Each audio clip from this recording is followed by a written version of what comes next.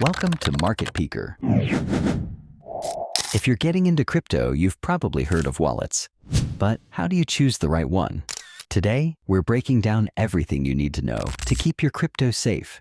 A cryptocurrency wallet is like a digital vault for your coins. It stores your private keys, which are what you need to access and use your cryptocurrency.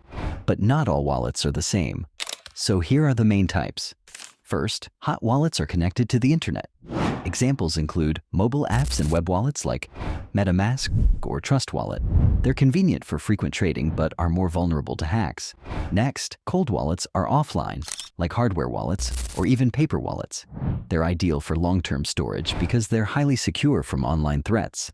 When choosing a wallet, think about your needs. If you're trading daily, a hot wallet might be best. If you're holding coins for the long term, a cold wallet is the safer choice. Also, check if the wallet supports the specific cryptocurrencies you own. And remember, your private keys are everything. Never share them, and always back them up securely. Share in the comments, what type of wallet do you use?